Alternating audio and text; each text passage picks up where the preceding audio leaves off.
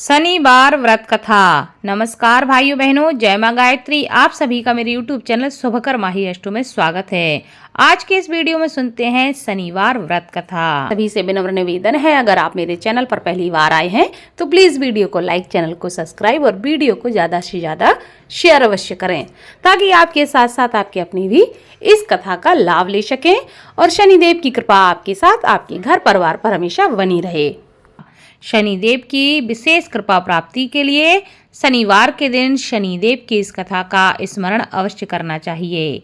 इस कथा को सुनने से तथा दूसरों को सुनाने से शनिदेव की विशेष कृपा होती है तथा जीवन के समस्त प्रकार के संकट समाप्त होते हैं। एक समय की बात है कि स्वर्गलोक में सबसे बड़ा कौन है, इस प्रश्न पर 9 ग्रहों में वाद विवाद हो गया। विवाद इतना ज्यादा बढ़ गया कि परस्पर भयंकर युद्ध की स्थिति बन गई। निर्णय के लिए सभी देवता देवराज इंद्र के पास पहुंचे और कहने लगे कि हे देवराज, आपको निर्णय करना होगा कि हम में से सबसे बड़ा कौन है। देवताओं का प्रश्न सुनकर देवराज इंद्र उलझन में पड़ गए। इंद्र कहने लगे, मैं इस प्रश्न का उत्तर देने में असमर्थ हूँ। हम सभी पृथ्वी लोक में उज्जैनी नगरी में राजा विक्रमादित्य के पास चलते हैं। वह ही निर्णय करेंगे कि कौन सबसे बड़ा है। देवराज इंद्र सहित सभी देवता उज्जैनी नगरी पहुँचे। महल में पहुंचकर जब देवताओं ने उनसे अपना प्रश्न पूछा तो राजा विक्रमादित्य भी कुछ देर के लिए परेशान हो उठे, क्योंकि सभी देवता अपनी अपनी शक्तियों के कारण महान थे।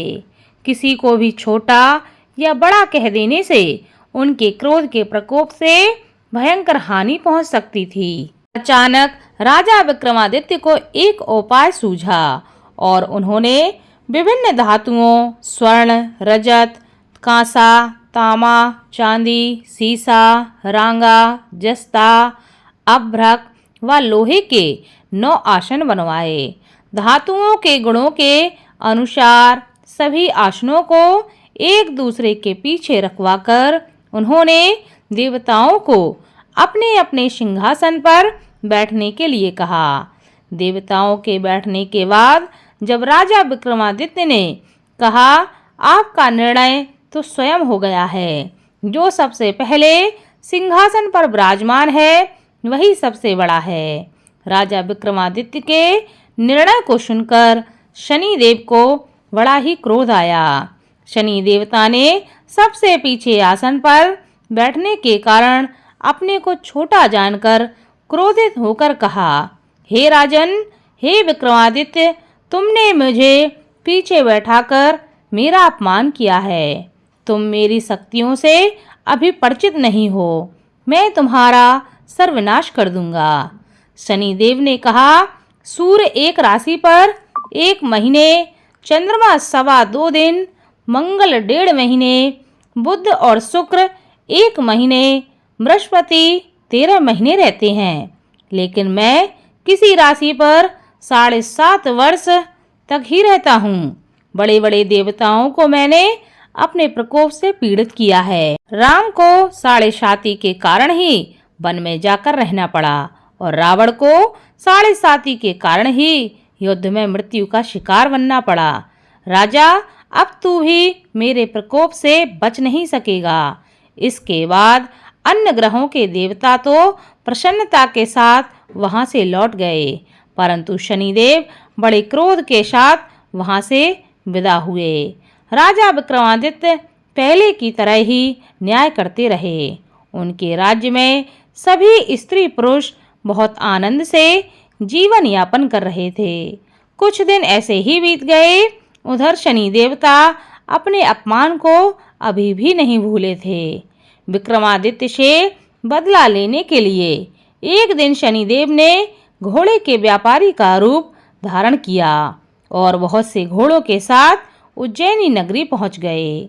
राजा विक्रमादित्य ने राज्य में किसी घोड़े के व्यापारी के आने का समाचार सुना तो अपने अश्वपाल को कुछ घोड़े खरीदने के लिए भेज दिया। घोड़े बहुत ही कीमती थे। अश्वपाल ने जब वापस लौटकर इस संबंध में बताया तो राजा विक्रमादित्य ने स्वयं आकर एक सुंदर व शक्तिशाली घोड़े को पसंद किया। घोड़े की चाल देखने के लिए राजा उस घोड़े पर सवार होते हैं तो वह घोड़ा बिजली की गति से दौड़ पड़ा। तेजी से दौड़ता घोड़ा राजा को दूर एक जंगल में ले गया और फिर राजा को वहां गिराकर जंगल में कहीं गायब हो गया। राजा अपने नगर को लौटने के लिए जंगल में भटकने लगे, लेकिन उन्हें वहां से लौटने का कोई रास्ता नहीं मिला। राजा को भूख प्यास लग आई थी। बहुत घूमने पर उन्हें एक चरवाहा मिला। राजा ने उससे पानी मांगा। पानी पीकर राजा ने उस चरवाहे को अपनी अंगूठी दे दी। फिर उससे रास्ता पूछकर वह जंगल से निकलकर पास के नगर में पहुंचे। राजा ने एक सेठ की दुकान पर बैठकर कुछ देर आराम किया। उस सेठ ने राजा से बातचीत की तो उसे राजा ने बताया कि मैं उज्जैनी नगरी से आया हूँ। राजा के कुछ देर दुकान पर बैठने से सेठ जी की बहुत बिक्री हुई। सेठ जी ने राजा को बहुत ही भाग्यवान समझा और खुश होकर उसे अपने घर के भोजन के लिए अपने घर पर ले आए। सेठ के घर में सोने का एक हार खूंटी पर लटका हुआ था। राजा को उस कमरे में छोड़कर सेठ कुछ देर के लिए बाहर चला गया। तभी एक आश्चर्यजनक घटना घटती है। राजा के देखते देखते सोने के उस हार को खूंटी निकल गई। सेठ ने कमरे में लौटकर हार को गायब देखा तो चोरी का संदेह करके राजा पर उसने आरोप लगा दिया, क्योंकि उस कमरे में राजा ही अकेला बैठा था। सेठ ने अपने नौकरों से कहा कि इस परदेसी को रस्सियों से बांधकर नगर के राजा के पास ले चलो। राजा ने विक्रमादित्य से हार के बारे में पूछा तो उसने बताया कि उसके देखते ही देखते खूंटी ने हार को निगल लिया था। इस पर राजा ने क्रोधित होकर चोरी के अपराध में विक्रमादित्य के हाथ और पैर काटने का आदेश दे दिया। राजा विक्रमादित्य के हाथ पांव काटकर उसे नगर की सड़क पर छोड़ दिया गया। कुछ दिन बाद एक तेली उसे उठाकर अपने घर ले गया और उसे अपने कूल्हे पर बैठा दिया। राजा आवाज देकर बैलों को हाँकता रहा। इस तरह तेली का बैल चलता रहा और राजा को भोजन मिलता रहा। शनि के प्रकोप की 7.5 पूरी होने पर वर्षा ऋतु प्रारंभ हो गई। राजा विक्रमादित्य एक रात मेघ मल्हार का गाना गा रहे थे कि तभी नगर के राजा की लड़की राजकुमारी मोहिनी रथ पर सवार होकर उस तेली के घर के पास से गुजर रही थी। उसने मेघ मल्हार का गाना सुना तो उसे बहुत ही अच्छा लगा और दासी को भेजकर गाने वाले को बुला लाने के लिए उस राजकुमारी ने कहा। दासी ने लौटकर राजकुमारी को अपंग राजा के बारे में सब कुछ बता दिया। राजकुमारी उसके मेघ मल्हार से बहुत मोहित हो गई थी, अतः उसने सब कुछ जानकर भी अपंग राजा से विवाह करने का निश्चय कर लिया। राजकुमारी ने अपने माता पिता से जब यह बात कही तो वह हैरान रह गए। रानी ने मोहिनी को बहुत समझाया पर उनकी बेटी नहीं मानी। तेरे भाग्य में तो किसी राजा की रानी होना लिखा है, फिर भी तू उस अपंग से विवाह करके अपने पांव पर कुल्हाड़ी क्यों मार रही है। राजकुमारी की मां ने उसे बहुत समझाया। राजकुमारी ने अपनी जिद नहीं छोड़ी और अपनी जिद पूरी करने के लिए उसने भोजन का त्याग कर दिया और अपने प्राण त्यागने का उसने निश्चय कर लिया।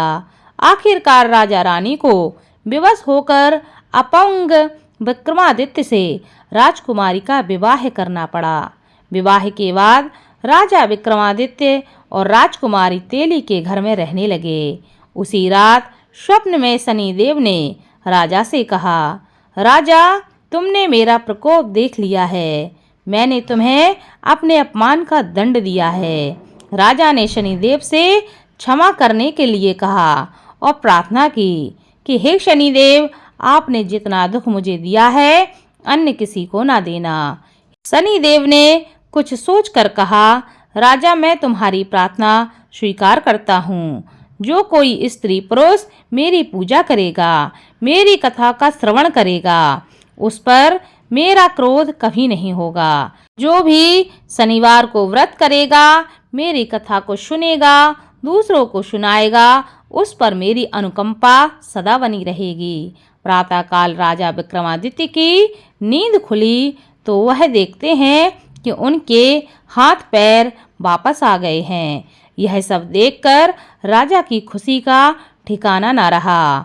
उसने मन ही मन शनिदेव को प्रणाम किया और राजकुमारी भी राजा के हाथ पांव सही सलामत देखकर आश्चर्य में डूब गई।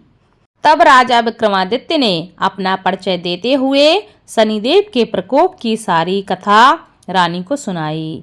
सेठ को जब इस बात का पता चला तो वह दौड़ता हुआ तेली के घर पहुंचा और राजा के चरणों में गिरकर क्षमा मांगने लगा। राजा ने उसे क्षमा कर दिया क्योंकि यह सब तो शनिदेव के प्रकोप के कारण हुआ था। सेठ राजा को अपने घर ले गया और उसे भोजन कराया। भोजन करते समय वहां एक आश्चर्यजनक घटना घटी। सबके देखते देखते उस खूंटी ने हार को उगल दिया। सेठ जी ने अपनी बेटी का विवाह भी राजा के साथ कर दिया और बहुत सी स्वर्ण आभूषण देकर, धन आदि देकर राजा को वहां से विदा कर दिया। राजा विक्रमादित्य राजकुमारी मोहिनी और सेठ की बेटी के साथ उज्जैनी नगरी वापस पहुंच गए। वहां के नगरवासियों को जैसे ही पता चला कि राजा वापस आ रहे हैं, सबने उनका स्वागत किया। अगले दिन राजा विक्रमादित्य ने पूरे राज्य में घोषणा कराई कि शनिदेव सब देवों में सर्वश्रेष्ठ हैं। प्रत्येक स्त्री पुरुष को शनिवार के दिन उनका व्रत करना चाहिए, उनकी इस कथा को अवश्य सुनना चाहिए। ऐसा करने से उनकी कृपा हमेशा बनी रहती है। राजा विक्रमादित्य की घोषणा से शनिदेव बहुत ही प्रसन्न हुए और शनिवार का व्रत करने और व्रत कथा सुनने के कारण सभी लोगों की मनोकामनाएं शनिदेव पूरी करने लगे। शनिदेव की अनुकंपा से सबके मनोरथ पूर्ण होने लगे। सभी लोग आनंद पूर्वक अपना जीवन यापन करने लगे। बोलो शनिदेव की जय।